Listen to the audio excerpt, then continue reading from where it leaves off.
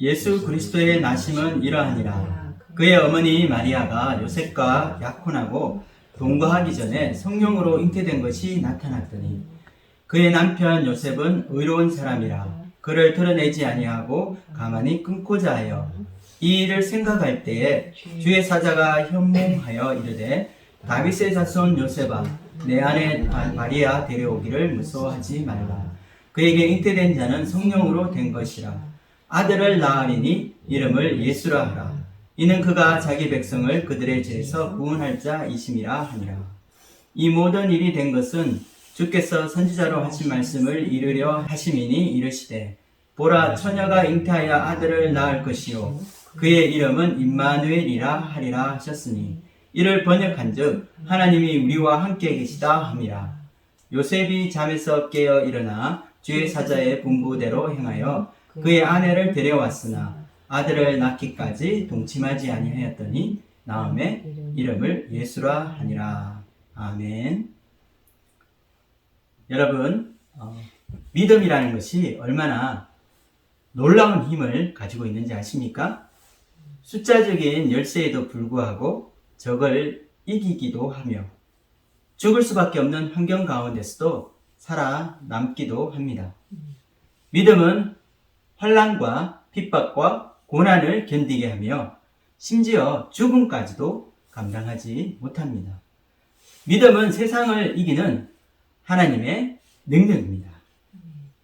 기독교가 로마 제국을 통해 그 역사상 유래를 찾아볼 수 없을 정도로 많은 핍박을 받았습니다. 이런 박해 가운데서도 기독교 신앙이 뿌리를 내리고 성장할 수 있었던 것은 목숨을 걸고 믿음을 지키며 삶을 통해 헌신하고 또 희생한 많은 순교자들이 있었기 때문이었습니다. 결국 믿음이 로마를 정복하였고 로마가 기독교로 국교화되었습니다. 로마의 기독교 국교화에 결정적인 영향을 주었다고 알고 있는 황제가 있습니다. 여러분 그 이름을 아십니까? 예, 그것은 AD 313년 밀라노 칙령으로 종교의 자유를 선언하고 기독교 핍박을 종식시켰던 콘스탄티누스 황제입니다. 그러나 사실 로마가 황제 한 사람에 의해 하루아침에 기독교 국가가 된 것이 아니었습니다. 로마의 국교가 기독교가 되었을 때 이미 로마에는 크리스찬의 인구가 엄청난 비율로 차지하고 있었다고 합니다. 로마의 기독교 인구가 갑자기 증가한 이유가 있었다고 합니다. 그것은 로마 제국에 있었던 두 번의 큰 전염병 때문이었습니다.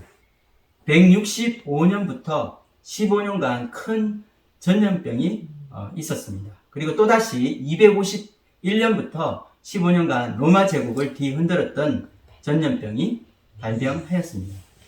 그 당시 역사적인 자료에 의하면 이탈리아에 살고 있던 로마 시민권을 가지고 있는 인구가 600만 명 정도 되었다고 합니다. 로마 제국 전체의 인구는 통계학상 한 6천만 명 정도 아니면 그 이상 되었을 거라고 이제 추정하고 있습니다. 그런데 두 번의 이 전염병으로 인구의 3분의 1이 사라져 버렸다고 합니다.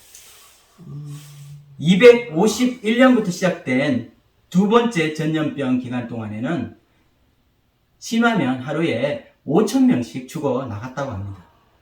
여러분 오늘날 코로나로 많은 사람들이 죽어가고 있습니다. 인구가 3억이 넘는 미국에서 하루 최대 사망수가 보통 3,000명이 넘는 것을 우리가 보았는데요. 하루 5,000명이 죽었다는 것은 그 당시 엄청난 숫자라고 할 수 있을 것입니다.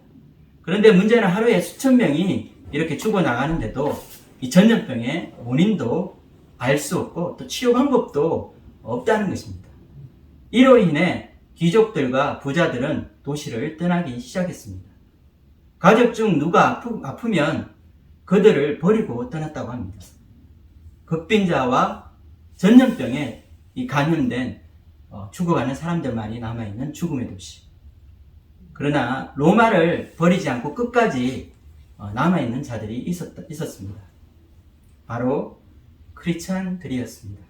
이들은 사람들이 버리고 간 이 환자들을 돌보고 간병해 주기 시작하였습니다. 가까운 가족마저 떠나버린 버림받은 사람들을 치료하기 위해 이들은 자기 목숨을 내어 놓았습니다. 그런데 이해할 수 없는 것은 전염병이 창궐하던 이 시기에 크리스찬의 인구가 오히려 3배에서 4배 증가하였다는 사실입니다.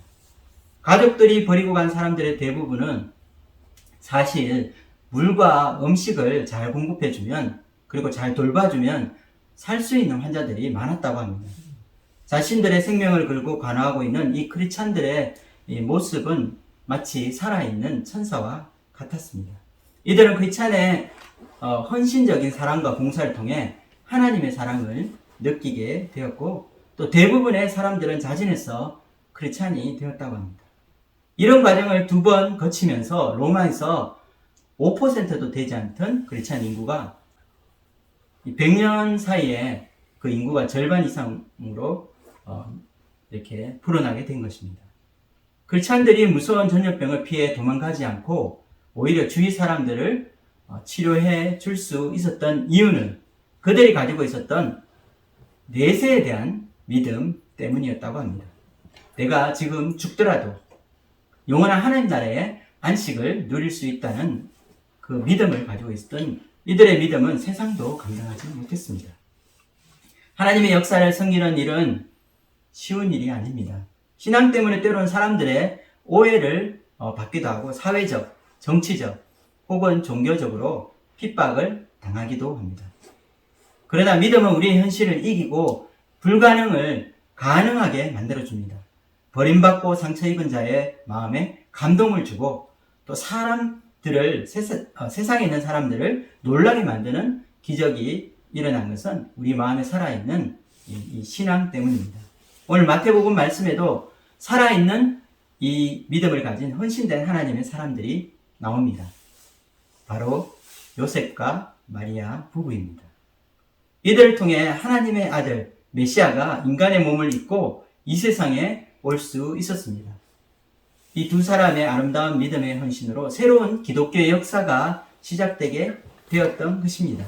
예수 그리스도의 탄생이 있기까지 자신을 희생하고 헌신된 이 하나님의 사람들의 믿음이 있었기 때문에 오늘날 우리는 기독교라는 이 지붕 아래 예수님을 믿고 하나님의 자녀가 되는 놀라운 축복을 누리게 된 것입니다. 오늘 말씀에 나오는 이 요셉과 마리아는 예수님의 탄생 이야기를 이끄는 주인공들입니다. 이 2 사람은 모두 다윗 가문의 자손들이었고 이미 결혼을 약속하였습니다. 18절 말씀을 함께 읽어보도록 하겠습니다. 예수 그리스도의 나심은 이러하니라. 그의 어머니 마리아가 요셉과 약혼하고 동거하기 전에 성령으로 잉태된 것이 나타났더니, 여기서 히브리어로 쓰인 이 약혼이란 단어는 기두신이라는 단어입니다. 이것은 카도시라고 하는 단어에서 파생되었는데요. 그 뜻은 거룩이라는 뜻입니다. 이스라엘 문화에서 이 기두신은 지금으로 말하면 결혼에 해당됩니다. 이처럼 결혼은 하나님 앞에서 신성하고 거룩한 것이었습니다. 결혼식만 하지 않았을 뿐 사실 결혼과 마찬가지였습니다. 왜냐하면 이 약혼으로 이미 법적 부부의 효력이 발생됐기 때문입니다. 그리고 이와 같이 결혼식을 올리기 전에 이루어지는 이 약혼은 독특한 이스라엘의 결혼 문화에서 생겨난 것입니다. 약혼을 하고 1년이나 또 2년 안에 신랑이 신부를 위한 집을 마련하게 됩니다. 그리고 이 기간이 지날 때쯤에 신랑은 다시 신부를 데리고 와서 자기 집에서 결혼식을 올리게 됩니다. 약혼 기간 동안에 내 마음이 바뀌었다고 약혼을 취소할 수 없었습니다. 왜냐하면 약혼으로 이미 법적으로 부부가 되었기 때문입니다.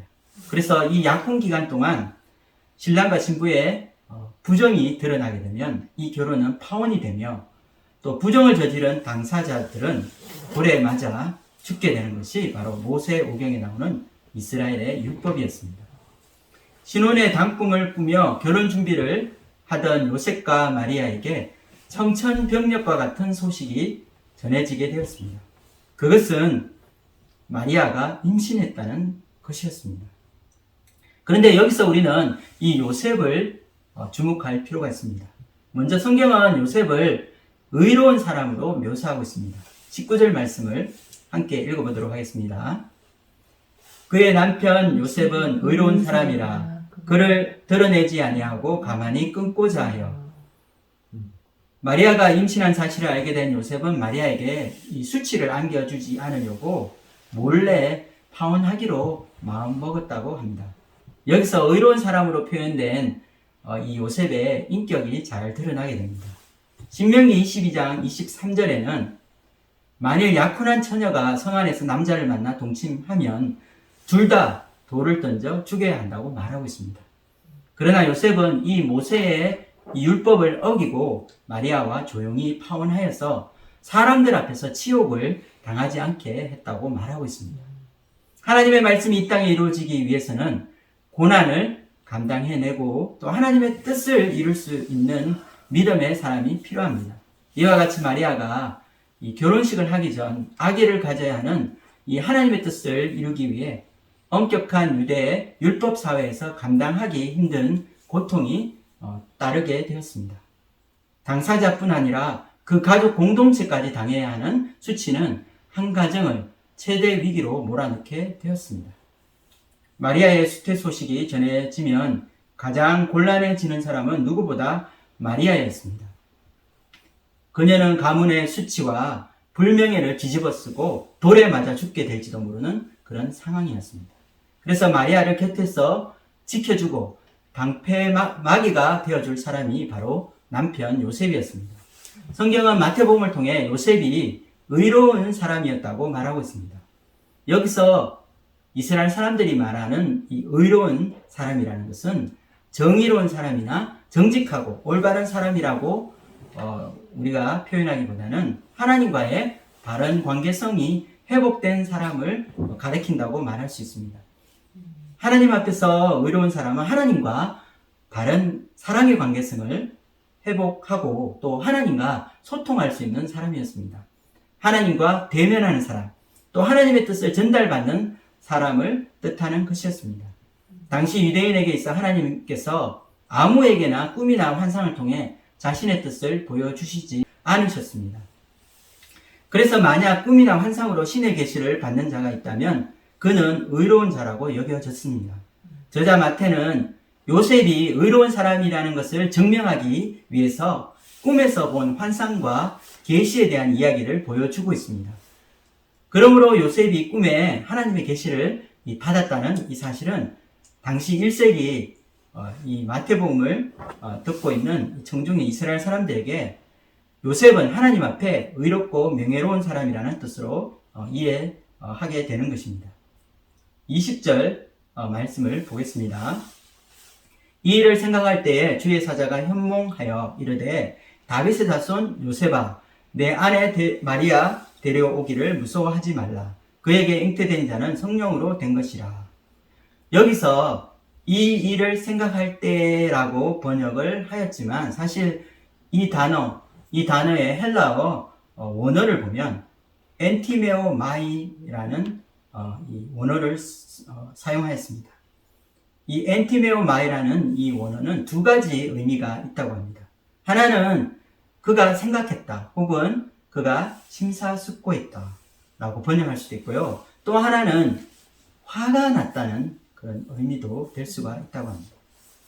약혼자가 자신을 배반하고 또 이제까지 꿈꿔온 아름다운 미래와 신혼의 단꿈을 산산조각 내어버린 사실 앞에서 평안하게 생각만 하고 또 이성적으로 대처할 수 있는 그런 젠틀맨이 얼마나 있을까요? 요셉이 과연 조용히 앉아서 이 문제를 생각만 하고 있었을까요? 아니면 마음이 깊이 상심하여 분노하고 있었을까요? 신약 성경 전체에서 유일하게 이 말을 동사로 사용한 사례가 나옵니다. 바로 동방 박사들이 아기가 태어난 곳을 자신에게 일러주겠다고 약속했지만 그냥 돌아가 버린 사실을 알게 되었을 때에 헤롯 왕이 경노했다고 할 때 사용한 그 분노였습니다. 또한 이 말의 다른 변형 하나가 사도행전 10장 19절에 나옵니다. 우리 사도행전 10장 19절 말씀 함께 읽어보도록 하겠습니다. 베드로가 그 환상에 대하여 생각할 때에 성령께서 그에게 말씀하시되 두 사람이 너를 찾으니. 베드로가 이방인 고넬료의 집을 방문하기 전에 하늘에서 이 보자기가 내려왔습니다. 그리고 하나님께서 그 보자기를 열어보니까 온갖 부정한 음식들이 다 있었는데 하나님께서 그 음식을 먹으라고 했을 때 이 베드로가 보인 반응이 바로 이것이었습니다. 우리말 번역은 이 환상에 대해서 생각했다로 나오고 있습니다. 하지만 유대인은 평생 살면서 율법을 지키고 또 지금까지 부정한 것을 전혀 먹어본 적이 없었던 베드로의 마음에 의로운 분노가 있었음을 우리가 생각해 볼 수 있을 것입니다. 그래서 요셉도 이 문제를 그냥 생각만 한 것이 아니고 불안해하며 또 마음에 혼란스러워 했을 것입니다. 자신의 모든 꿈을 산산조각 내버리는 현실 앞에서 그는 단지 침묵하였지만 마음에는 화가 가득했을지도 모릅니다. 오히려 이것이 인간적인 요셉의 모습을 잘 표현하고 있다고 말할 수 있습니다. 우리는 겉으로는 거룩한 척, 또 성자인 척 하지만 우리 내면은 아직 성숙하지 못할 때가 많습니다. 일이 제대로 되지 않을 때 우리는 자주 화를 내고 또 고집불통으로 하나님 앞에 대적하기도 하는 것이 우리의 모습입니다.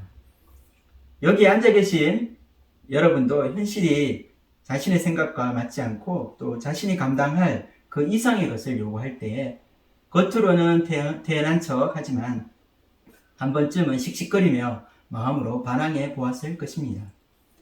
오늘 말씀에서 요셉의 위대함은 자신의 인간적인 모습을 보이지 않았거나 혹은 자신의 분노의 감정을 절제하는 것이 아니었습니다. 그의 위대함은 주님의 천사가 나타나 도무지 이성으로 이해할 수 없는 말을 하였을 때 말씀 앞에 고개 숙여서 수긍했다는 것입니다. 정상적인 부부 관계가 아닌 성령으로 잉태한 아기에 대한 이야기는 우리가 이성적으로 이해하기 힘듭니다. 그러나 이것을 수용하고 그는 받아들였다는 그런 점입니다. 오늘날 과학이 발달된 현대에서도 성령으로 잉태된 아기에 대한 이야기를 들으면 우리는 코웃음을 칠 것입니다. 25절을 보면 그는 천사의 메시지를 받아들였을 뿐 아니라 마리아가 아들을 낳을 때까지 부부관계를 맺지 않고 마리아의 순결함을 지켜주었다고 말하고 있습니다. 또한 나중에 호적하기 위해서 베들레헴, 이 다윗의 고향인 이 베들레헴으로 떠날 때도 마리아를 보호하기 위해 함께 데려갔다는 사실에도 우리는 요셉의 섬세한 배려심을 볼 수 있을 것입니다. 배가 이렇게 남산처럼 되어 있을 이 마리아가 집에 혼자 있다가 어떤 봉변을 당할지 아무도 모르기 때문입니다. 우리는 오늘 말씀에서 자기의 목숨이 위험할지도 모르는 상황에서 천사를 통해 전해진 하나님의 뜻을 마음으로 받아들이고 헌신과 믿음으로 감내한 두 사람을 보았습니다. 이들은 메시아 탄생에 숨겨진 주인공들입니다. 여러분의 믿음 생활은 어떠합니까? 늘 좋은 일만 일어나는 것은 아닐 것입니다. 하나님을 믿고 사는 삶이 쉽지 않기 때문입니다. 때로는 우리가 현실에서 사람들은 이해하지 못하지만 하나님의 뜻을 이루기 위해 애매하게 고난을 당하고 또 슬픔을 당할 때가 있을 것입니다.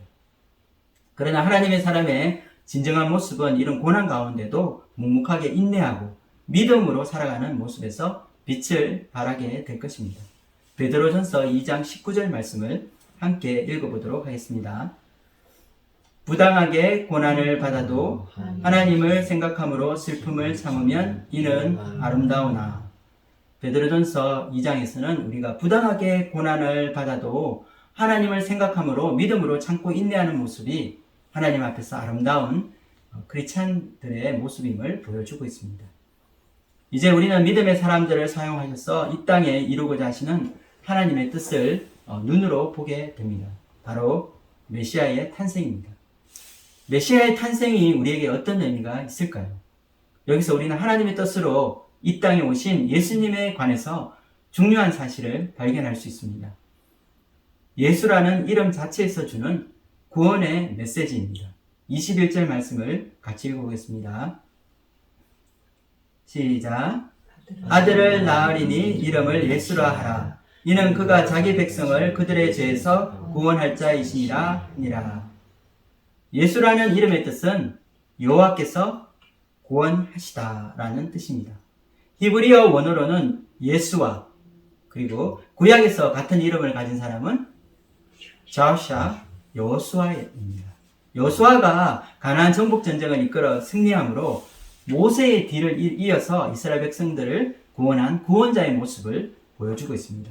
이처럼 이름을 통해 우리에게 보여주시는 예수님의 모습은 바로 구원자이십니다. 그런데 우리가 알아야 할 것은 오늘 저자 마태가 말하고 있는 이 구원이 유대 전통적인 메시아관에서 말하고 있는 구원과는 거리가 먼 것이라는 사실입니다.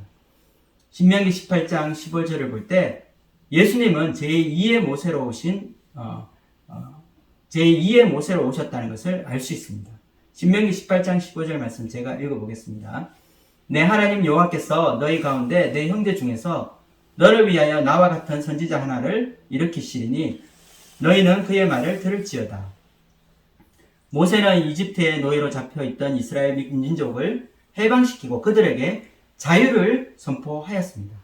그들에게 모세는 영웅이자 구원자였습니다. 마찬가지로 예수님도 그 당시 초강대국이었던 이 로마를 무찌르고 식민자에서 씨름하고 있는 유대 백성들을 해방시킬 것을 고대하였습니다. 다윗의 후손으로 오신 예수님께서 다윗의 왕권으로 임하여서 하나님의 나라를 이 땅에 건설할 것을 모든 사람들이 기대하였던 것입니다.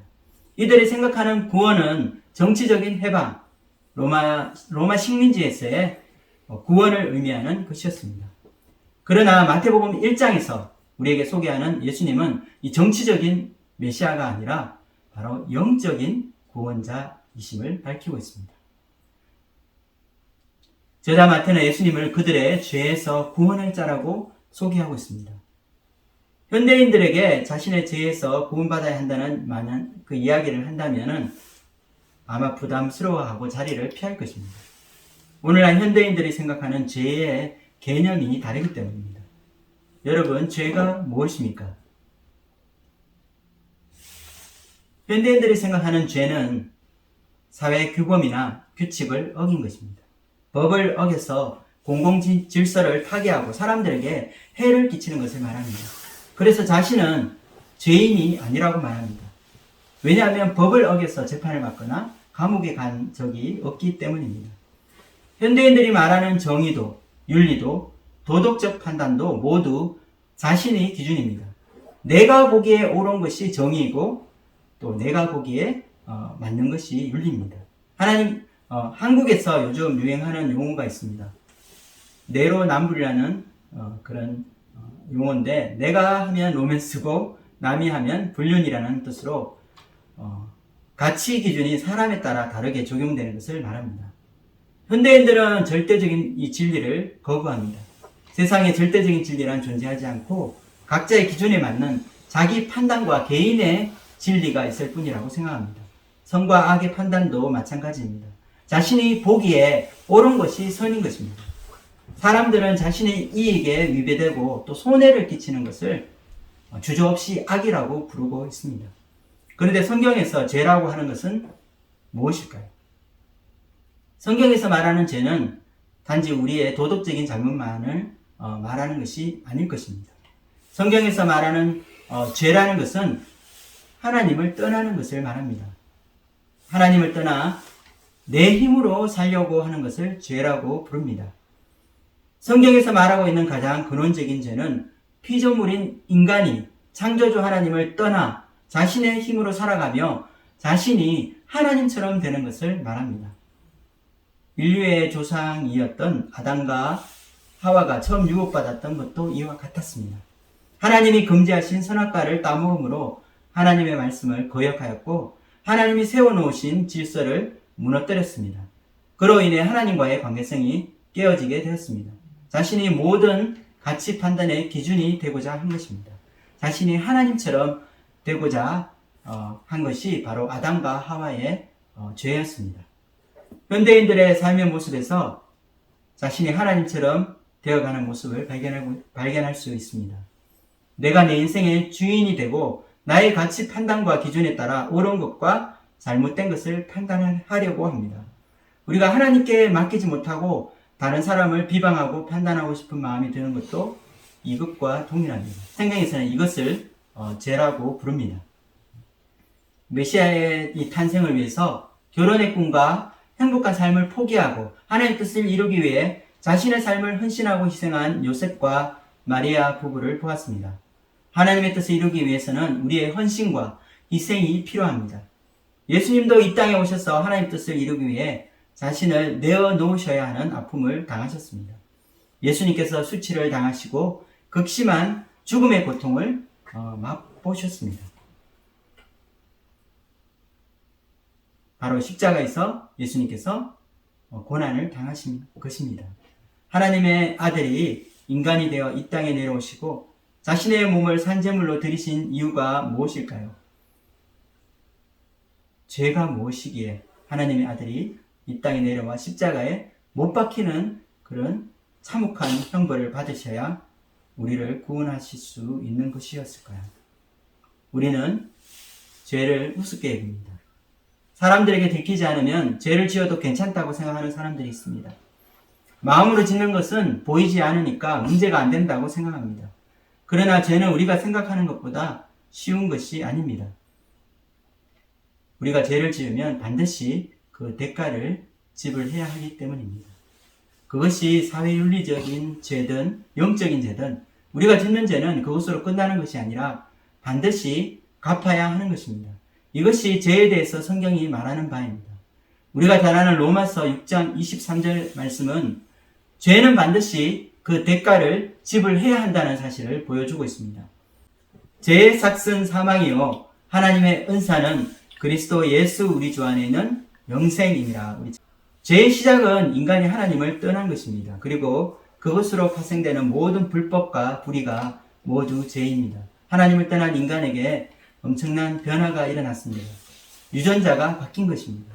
인간이 가지고 있던 고유의 하나님의 형상을 잃어버리고 타락하게 된 것입니다. 이것을 돌이킬 수 있는 방법은 인간에겐 없습니다. 인간은 이제 그 대가로 죽음을 맞이할 수밖에 없습니다. 그런데 더 무서운 것은 죽으면 모든 것이 끝나는 것이 아니라 하나님의 최종적인 심판이 기다리고 있다는 것입니다. 이것은 인간에게 나쁜 소식입니다. 죽음으로써 모든 것이 끝나고 또 값을 다 치른 것이 아니었습니다. 죄의 삭은 사망이라고 했을 때 죄의 대가로 받게 되는 사망에는 두 가지가 있다는 것을 알게 됩니다. 우리가 이 땅에서 육신의 생명이 끝나는 사망을 첫 번째 사망이라고 합니다. 그리고 죽고 나서 하나님의 심판을 받아 영원히 꺼지지 않는 불못에서 형벌을 받는 것을 둘째 사망이라고 합니다. 히브리서 9장에서는 인간의 운명에서 누구라도 벗어날 수 없는 하나님의 법칙이 있음을 가르쳐주고 있습니다. 히브리서 9장 27절 말씀 읽어보도록 하겠습니다. 한번 죽는 것은 사람에게 정해진 것이요 그 후에는 심판이 있으리니 하나님의 법칙은 바뀌지 않습니다. 이 심판은 우리가 죽고 나서 하나님 앞에서 개개인이 받는 것이며 그 결과는 영원한 것입니다. 돌이킬 수 없는 치명적인 결과입니다. 13세기 이탈리아 시인 단테가 지은 신곡이라는 유명한 작품이 있습니다. 이탈리아어로 작품 이름이 라 디비나 코메디아입니다. 신곡 중 이 지옥편을 보면 지옥의 생생한 고통을 느끼게 해줍니다. 저도 신곡을 읽어보았는데 정말 마음에서 무섭고 떨리는 지옥의 모습을 상상하는 것이 두려울 정도였습니다. 처음 지옥을 들어가면 그 입구 간판에 이렇게 큰 글씨로 쓰여져 있는 것이 있습니다. 여기 들어오는 너희는 모든 희망을 버려라. 희망이 없는 곳, 꿈이 없는 곳, 비전이 없는 곳이 지옥임을 알 수 있습니다. 단테의 신곡에 나오는 지옥에는 9단계로 되어 있는데 지옥의 가장자리 이 림보를 시작해서 애욕, 탐욕, 낭비와 인색, 분노, 이단, 폭력, 사기, 배신 등의 단계별 지옥이 나오고 있습니다. 그런데 이 9가지 이 단계는 사실 9가지 죄를 상징하고 있는데 여기에 나오는 단계에 들지 않는 사람은 한 사람도 없을 것입니다. 그 중에 특이한 것은 지옥의 처음 단계인 림보라는 단계입니다. 이곳은 지옥의 단계 중에 첫 번째 나오는 곳으로 소크라테스, 플라톤, 아리스토텔레스가 여기에 모여 있었습니다.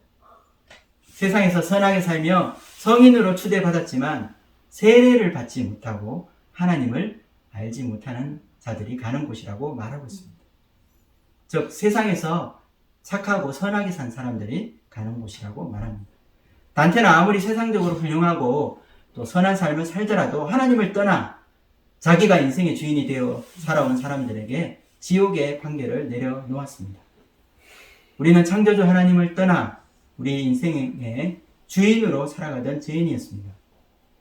내가 나의 인생의 주인이라고 말하지만 세상에 누구도 자신의 인생을 책임질 수 있는 사람은 없습니다. 내가 태어나고 싶을 때 태어난 사람은 이 세상에 없습니다.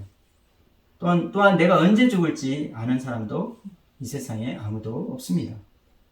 우리는 우리의 인생을 책임질 수 없습니다. 우리는 자신의 옳다는 가치 판단과 기준으로 살아가면서 많은 사람들에게 피해를 주었습니다. 이기적이고 자기중심적인 생각과 행동으로 이웃뿐 아니라 가장 가까운 사랑하는 가족들에게도 마음의 상처를 주고 살았습니다. 용서하지 못하고 미워하며 남을 판단하고 저주하고 시기하고 자만하는 자들이었습니다. 걸어가신 하나님 앞에 섰을 때 나는 정말 티끌 하나, 죄 하나도 짓지 않고 의롭게 살았노라고 말할 수 있는 사람이 몇 사람이나 될까요? 하나님께서 인간으로서 지켜야 할 가장 기본이 되는 10가지 계명을 우리에게 주셨는데 사실 우리는 이 10계명도 제대로 지킬 수 없는 자들이었습니다. 하나님보다 세상을 더 사랑하고 우상을 섬기는 우상 숭배자들이었으며 부모를 전심으로 공경하지 않았고 사람들을 마음으로 살인하고 간음하는 자들입니다. 이웃의 것을 부러워하고 탐내는 자들이고 거짓말하는 자들입니다. 우리가 죽어서 거룩하신 하나님의 법정에 섰을 때 우리는 어떠한 변명도 할 수 없을 것입니다. 하나님의 판결은 한 번으로 영원하며 죄에 대한 심판은 무겁고 엄중한 것입니다. 요한계시록 21장 8절 말씀을 함께 읽어보도록 하겠습니다. 그러나 두려워하는 자들과 믿지 아니하는 자들과 흉악한 자들과 살인자들과 음행하는 자들과 정술가들과 우상 숭배자들과 거짓말하는 모든 자들은 불과 유황으로 타는 못에 던져지리니 이것이 둘째 사망이라.